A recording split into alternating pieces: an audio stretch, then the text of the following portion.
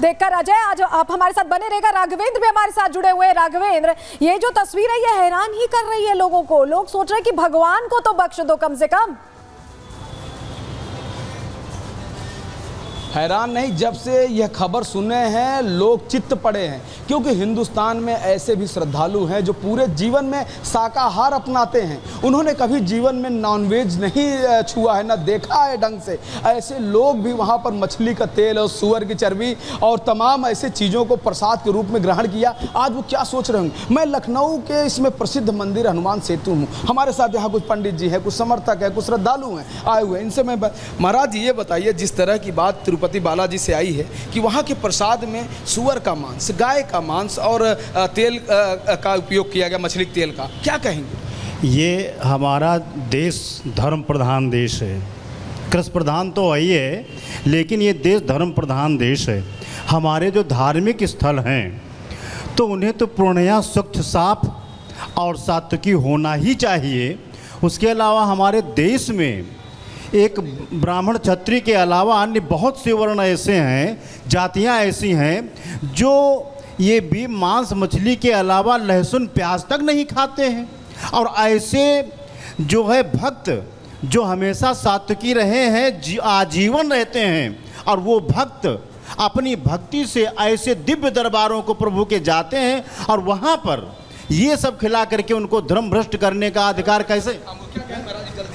देखिए, किसी को कोई अधिकार नहीं है। सनातन धर्म के जो अनुयायी बिल्कुल राघवेंद्र, आप जैसा बता रहे हैं, जो सात्विक भोजन करते हैं उनके लिए तो हैरान करने वाली बात है, क्योंकि आस्था पर तो चोट की ही गई। विश्वास हिला दिया है कि मंदिर में भी प्रसाद अब ग्रहण करें या ना करें। बहुत शुक्रिया अजय आपका भी और राघवेंद्र आपका भी जुड़ने के लिए और जानकारियां देने के लिए। चलिए आपको बता देते हैं कि नायडू ने जगन पर कई आरोप लगाए और इसको लेकर अभी क्या स्थिति है इस पर भी उन्होंने जानकारी दी है। आंध्र प्रदेश के सीएम चंद्रबाबू नायडू ने आरोप लगाया था कि प्रसाद पर आंध्रा के पूर्व सीएम जगन मोहन रेड्डी को घेर कर उन्होंने कहा था कि तिरुपति के प्रसाद में घी की जगह जानवरों की चर्बी मिलाई गई। जगन सरकार में जानवरों की चर्बी का इस्तेमाल किया जाता था।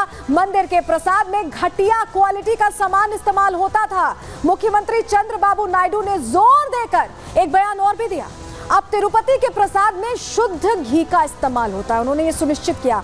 उन्होंने कहा कि अब मंदिर में हर चीज सैनिटाइज, गुणवत्ता में सुधार हुआ है, यानी शुद्धिकरण भी किया गया है, तैयारी भी की गई है। और पूर्व पुजारी जो है तिरुपति के, उनसे भी हमने बात करने की कोशिश की, क्योंकि साक्ष्य तो हम बता रहे हैं, लेकिन अभी जो जीवित साक्ष्य है, कागजी बातें तो आपके सामने रखी हमने कि जो रिपोर्ट में सामने आ रहा है, लेकिन जो पूर्व पुजारी जिन्होंने पहले शिकायत की उनकी सुनी नहीं गई। उन्होंने आवाज उठाई, उनकी आवाज को दबा दिया गया। सुनिए जरा उनका क्या कहना है।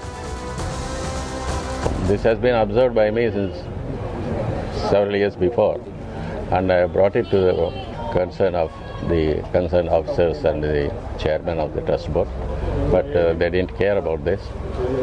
It is a lonely fight for me, but now the new government took over and promised to clear all the debris. तो पवित्रता सिर्फ तिरुपति की खंडित नहीं हुई, बल्कि जहां जहां ये प्रसाद गया उन जगहों की पवित्रता खंडित हुई है। देखिए 22 जनवरी को रामलला की प्राण प्रतिष्ठा हुई। किस तरह का उत्सव था अयोध्या में, आपको याद होगा। लेकिन तिरुमला तिरुपति देवस्थानम ने भी उस वक्त लड्डू भेजे थे। जी हाँ, भक्तों में बांटने के लिए 1 लाख लड्डू तब भेजे गए थे। टीटीडी के तब के अधिकारी एवी धर्मा रेड्डी, जिनकी हमने आपको जानकारी दी थी कि वो उस दौरान संभाल रहे थे, उन्होंने ये लड्डू भिजवाए। प्राण प्रतिष्ठा से एक दिन पहले ये लड्डू पहुंचे थे, यानी ये अशुद्ध लड्डू सिर्फ आंध्र प्रदेश तक सीमित नहीं रहे, अलग अलग जगहों पर पहुंचे और सैकड़ों वीवीआईपी, हजारों भक्तों में बालाजी का प्रसाद बांटा गया। उस वक्त किसी को पता नहीं था कि शुद्धता के साथ यह समझौता किया गया है। उस वक्त आंध्र प्रदेश में जगन मोहन रेड्डी की सरकार थी, जिन पर यह आरोप लगे हैं, और टीटीडी पर जगन सरकार का ही पूरा होल्ड था, उनकी पूरी पकड़ थी। देखिए किस तरह से ये लड्डू आंध्र प्रदेश से अयोध्या पहुंच गए। रामलला जहां विराजमान हुए वहां पर ये लड्डू पहुंचाए गए, और सोचिए वहां की शुद्धता को भी खंडित कर दिया गया। आचार्य वहां के जो है सत्येंद्र दास, उनका भी इस पर रिएक्शन आया। वो भी नाराजगी जाहिर कर रहे, कह रहे कि सब जगह की जांच कराई जाए जहां जहां ये लड्डू गए। खोज हुआ है तो इसकी पुष्टि हो गई है। तो ऐसी स्थिति में ये हमारे मैं समझता हूँ अंतर्राष्ट्रीय षड्यंत्र है। हमारे जो सनातन धर्म है इस पर कुठाराघात है और इसकी बड़ी गंभीरता से सरकार को लेना चाहिए और उसके बाद इसको जांच कराने के लिए जो दोषी जो है उसको दंड दिया जाए।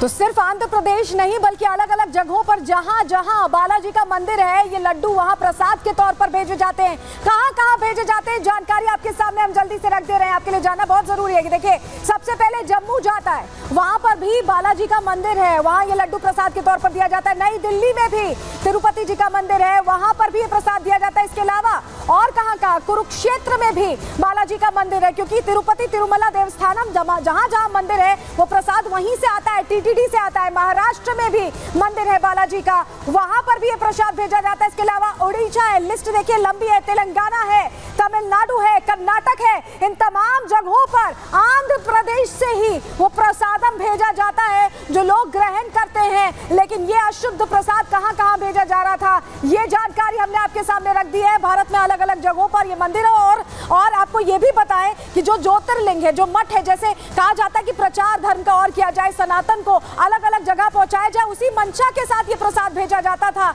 लेकिन इसमें जो ठेकेदार है बीच में, उन्होंने घपला किया, घोटाला किया और लोगों की आस्था के साथ खिलवाड़ किया, जिसके बाद ये जो धर्म का प्रचार है ये इस तरह से अधर्म में तब्दील हो गया, हम आपको बता रहे हैं। लेकिन देखिए हिंदू धर्म में प्रसाद को परमेश्वर माना जाता है, उसका दर्जा दिया गया है। प्रसाद का मतलब होता है कि परमात्मा के साक्षात दर्शन। लेकिन यह हैरान करने वाली बात है कि इस मामले में तो प्रसाद में ही मिलावट हो रही थी और लोगों के साथ इतना बड़ा विश्वासघात हो रहा था कि बहुत सारे लोग तो इस पर यकीन भी नहीं करेंगे। लेकिन जिस तरह से प्रसाद की लैब टेस्ट रिपोर्ट आई है वो इशारा प्रसाद में जानवरों की चर्बी की तरफ ही कर रही है। दो बार क्रॉस चेक हुआ है। ये सुनते हैं इस पर श्रद्धालुओं का क्या कहना है। रणनीति है, किसी ने ऐसे कुछ फैलाया होगा, कुछ ना कोई इसके मकसद। रिपोर्ट आए हैं कि भाई चर्बी मिला हुआ है तो वो हाँ बिल्कुल बहुत ख़राब है हिंदू धर्म के लिए। हिंदू धर्म हमेशा से मांसाहारी नहीं रहा है और भगवान को चढ़ाना वाला लड्डू है तो ये बहुत गलत बात है। हिंदुओं के साथ एक खिलवाड़ किसी सोची समझी रणनीति का हिसाब हो सकता है। कूटनीतिक कोई गैर हिंदू लोग हैं, चाहे मुस्लिम हो, ईसाई हो, कोई भी हो, या अपने हिंदू में भी ऐसी शरारती कोई तत्व हो, उनका भी हो सकता है। लेकिन इसका खुलासा भी हो जाएगा, दूध का दूध पानी में हो जाएगा। जो मिलाते हैं, जो करते हैं काम, उनके लिए गलत है। खिलवाड़ वही लोग करते हैं जो अंदर के लोग होते हैं और वो इसलिए करते हैं कि शायद वो असली चीज को बचाने के लिए। जगमोहन रेड्डी ने जो निकृष्ट कार्य किया है, हिंदू धर्म को भ्रष्ट करने का कार्य किया है। भगवान का जो प्रसाद होता है उसको पान करके व्यक्ति अपने आप को जो भक्त रहता है वो सौभाग्यशाली समझता है। उसमें गाय का बीफ और उसमें जो है हड्डियों का चूरा, साथ में उसमें मछली का तेल, इससे निर्माण किया गया। जगमोहन रेड्डी ने जो काम किया है वो उसके खिलाफ राष्ट्रीय सुरक्षा अधिनियम कहते हैं तरासुका की कार्रवाई होनी चाहिए और उसे जेल में डालना चाहिए। हमारे हिंदू धर्मावलंबियों को भी भ्रष्ट करने का काम किया उसने।